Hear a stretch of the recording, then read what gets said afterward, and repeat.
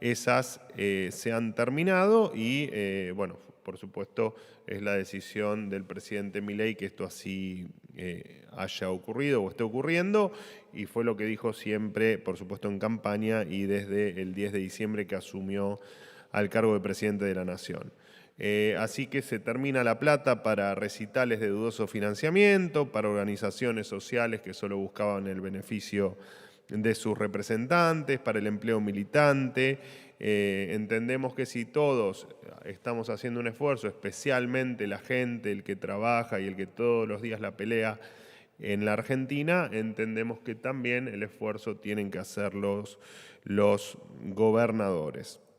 En cuanto a la gira del presidente, hoy es el último día del presidente Milei en Israel. Hace unas horas visitó el kibutz Nir Oz, donde ocurrió allí, como todos saben, uno de los atentados más crueles contra Israel. Estuvo acompañado por el presidente de Israel y la primera dama.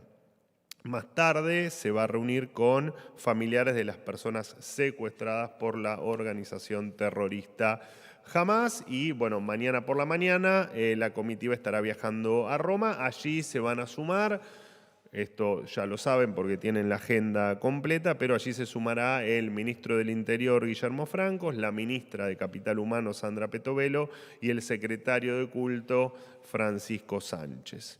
Por último, y me abro a preguntas, el Ministerio de Seguridad de la Nación va a restablecer a partir de mañana el reglamento para el empleo de armas de fuego por parte de los miembros de las fuerzas, que la ministra Patricia Bullrich había aprobado en el año 2018 y que fue derogado por la antropóloga Sabina Frederick 10 días después de su asunción.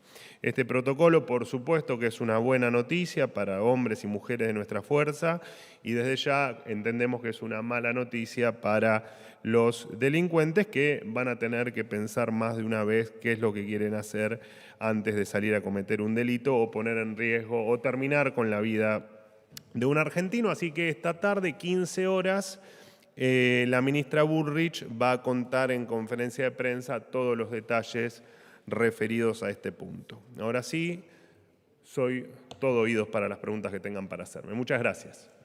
Buen día, Pablo Gagliano de Radio Continental. Yo lo quiero consultar con respecto a la disminución de los subsidios para las empresas de colectivos y también la reducción del Fondo Compensador del Interior. ¿De qué manera, en principio, de cuánto es esta reducción? Es una decisión de economía. ¿De qué manera va esto a repercutir en tarifas de colectivos? Si esto se habló con los gobernadores, porque hay muchas empresas que dicen que no pueden pagar el salario de los colectiveros. Estas dos cosas, ¿cómo afecta en tarifas y qué va a pasar con los salarios? Si las empresas pueden o no hacerse cargo del pago de salarios. En principio, vamos por supuesto que todo está en línea por supuesto que lleva tiempo y lo hemos dicho desde un principio, la reducción de los diferentes subsidios probablemente lleve varios años terminar con ellos. Incluso creo que el ministro Caputo había establecido un cronograma de 1/3 de reducción de subsidios por año. Por supuesto que después la propia coyuntura y cómo se vayan desenvolviendo los hechos irán definiendo un poco mejor ese esquema. De todas maneras, a lo que te referís, esto guarda relación esta decisión guarda relación con el pacto fiscal que los gobernadores provinciales y el gobierno nacional firmaron entre 2017 y 2018, donde se comprometían a eliminar progresivamente los subsidios diferenciales en materia de transporte para el área metropolitana, como así también establecía que las provincias definirían las diferentes compensaciones que cada empresa de transporte público iba a necesitar. Así que, en principio, el objetivo de todo esto es la equidad a lo largo y a lo ancho del país y dejar de beneficiar a algunos en detrimento, por supuesto, de beneficiar a otros sin demasiada razón para hacerlo, ¿no? Ya que todos los argentinos somos iguales. En tal caso, lo que vamos a tratar de hacer siempre en este cambio de esquema y en estas modificaciones que al paso que nos permite los procesos, la burocracia y la coyuntura, hacer que efectivamente le llegue el subsidio a quien lo necesita.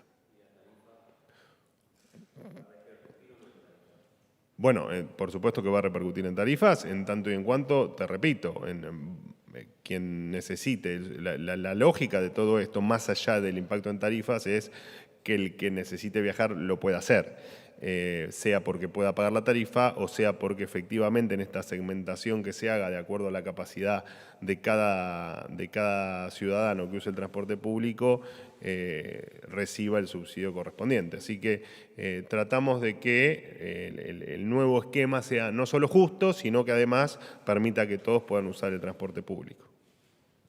Buen día. Hola, Manuel, ¿cómo andás? ¿cómo te va? Bien, Martín Fernández, Radio de la Ciudad.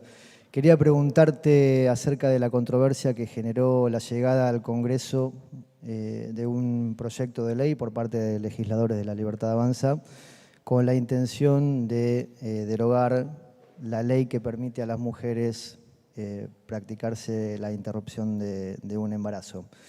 Dos consultas al respecto. Si esto tiene que ver con una intención de alineamiento de alguna manera con la Iglesia, teniendo en cuenta la visita del presidente Milei el lunes que viene al Papa. Y en segundo orden, puntualmente, ¿cuál es el sentido de esta ley o de este proyecto de ley que pretende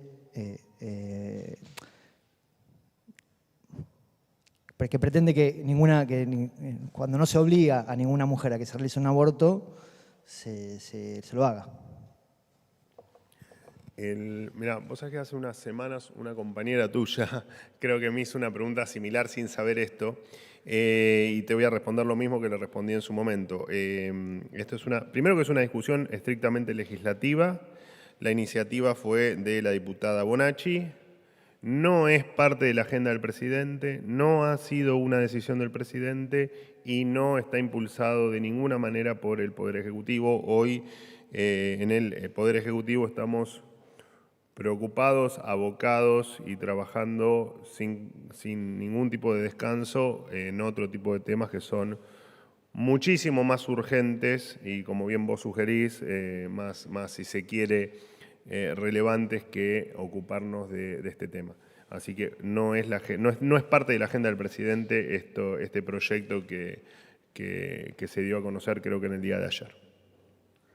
Buen día, vocero. Julián Alves, del Cronista. ¿Cómo andás? ¿Bien? Todo bien. Me alegro. En la jornada de ayer, el presidente compartió una publicación en la cual decía, y cito, al respecto del titular del ANSES, Osvaldo Giordano: deberían echarlo inmediatamente por traidor.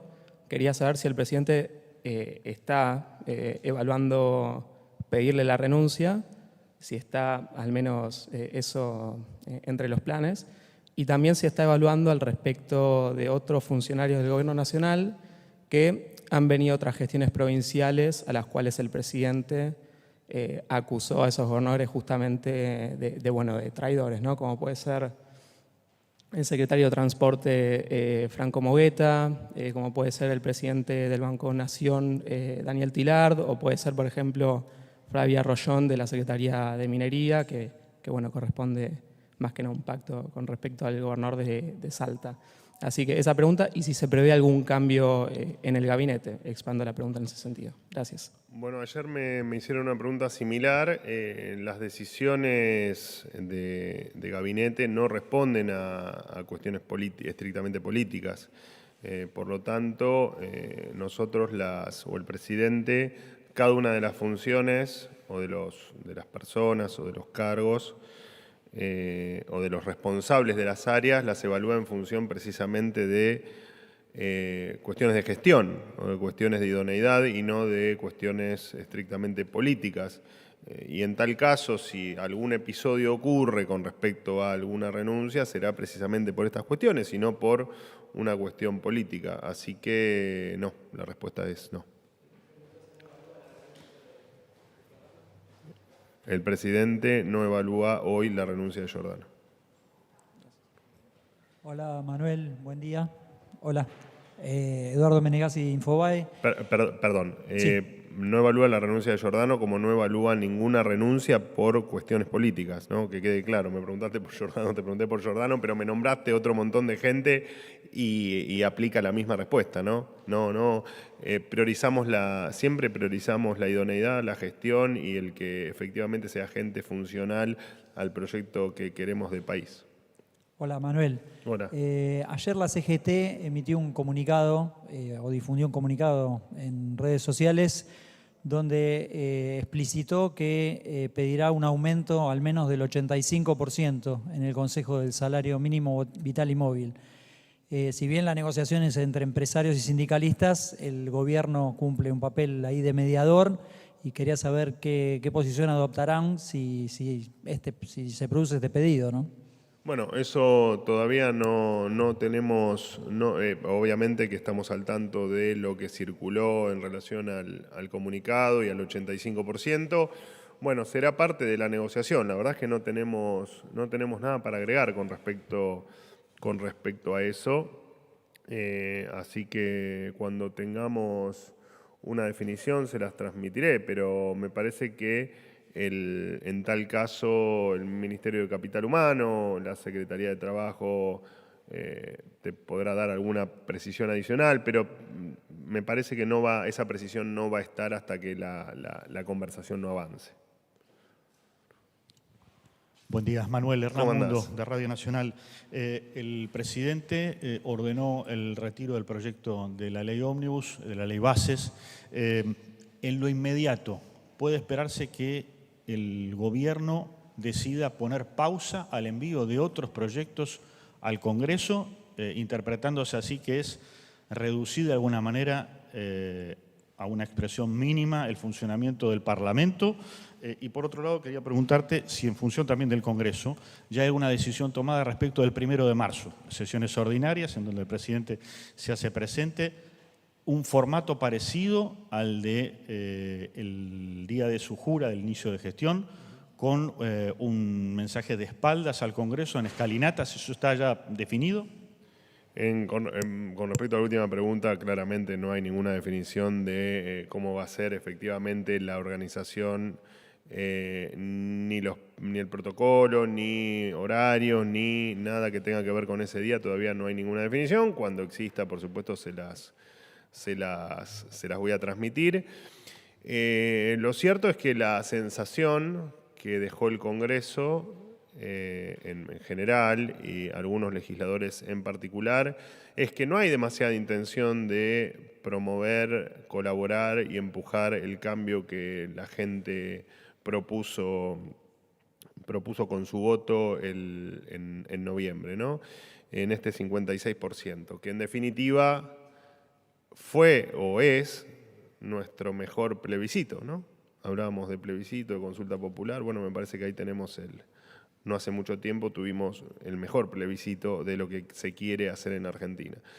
En esta falta de colaboración se evaluará efectivamente qué camino tomar con lo que deseamos, que es la ley bases, que era lo más urgente para nosotros, y con el resto de las cuestiones que tengan que darse tratamiento legislativo. Para todo lo demás tenemos las herramientas constitucionales como para seguir adelante y quedó a la vista de todos que la economía podemos seguir saneando la economía sin necesidad de que haya leyes que tengan que pasar por el Congreso, porque efectivamente sin la ley bases y con el DNU vigente, pero con algún punto observado por la justicia, sin embargo, hemos cumplido con creces los objetivos para enero. Creo que ayer lo conversaba con ustedes, el tema del equilibrio fiscal de enero, del mes de enero, la inflación que vemos con mucho optimismo en las proyecciones privadas, por supuesto, lo que se espera para el resto del año. Así que confiados en que efectivamente podemos seguir con la transformación seguramente a otro paso y con otro ritmo en algunas cuestiones, claramente. Por eso estaba la ley, por eso nos preocupaba la ley, porque la ley implicaba una Argentina de largo plazo distinta, pero claramente todo, lo dije ayer, todo se va a terminar consumando y todo se va a terminar haciendo realidad. Lo que han cambiado simplemente es parte de esos tiempos que teníamos pensado. Pero el plan económico, que lo nombro mucho porque por supuesto que la pérdida de poder adquisitivo, la inflación, cuestiones de empleo, los salarios bajos y todo lo que venimos relatando, por supuesto que son nuestra principal preocupación, ¿no? Y por suerte, estamos en una parte del camino muy compleja, pero se está cumpliendo con creces a pesar de la negativa de algunas personas de la vieja política que no quieren que esto ocurra. Así que absolutamente confiados y respetando lo que propusimos en campaña. Última pregunta. Buenos días. Hola, dos micrófonos. Mi nombre es Isabel, de Phoenix TV de Hong Kong. Mi pregunta es, hace poco los medios argentinos informaron que el presidente Milei dijo que no considera a China como un socio estratégico. En ese sentido, el gobierno aún reconoce a previamente firmado relación de, el socio estratégico integral entre ambos países y los proyectos de cooperación incluyendo infraestructura bajo la iniciativa de la Franja y la Ruta. Gracias. Sí, a ver, ahí hay una confusión que se dio en algunos medios. Nosotros confiamos plenamente en que los privados puedan tener la libertad de hacer negocios con quien se les ocurra alrededor del mundo. Y de hecho, con China tenemos buena parte de nuestro comercio internacional está relacionado a China, tanto en importaciones como en exportaciones, y ojalá que eso se siga profundizando y que cada vez más argentinos hagan negocios con el mundo, en una Argentina que venía muy rezagada con respecto al mundo, ¿no? Nos habíamos caído del mundo en materia de comercio internacional, ni hablar en materia de política o de diplomacia. Por lo tanto, nosotros damos la bienvenida a que todos puedan negociar con China o con cualquier otro país del mundo. El presidente lo ha dicho, una cosa son las relaciones entre privados y otra cosa son las cuestiones diplomáticas o los negocios que pueda haber Estado-Estado, ¿no? Me parece que ahí había una confusión. Creo que había quedado clara, si no, bueno, la estoy repitiendo ahora, ¿no? No estamos hablando nunca de la relación comercial entre los empresarios o las personas en Argentina y los empresarios y las personas en China. Nada tiene que ver eso con lo que ha manifestado el presidente de la Nación en relación a las relaciones diplomáticas, que de hecho son muy buenas y cordiales. Listo, muchísimas gracias.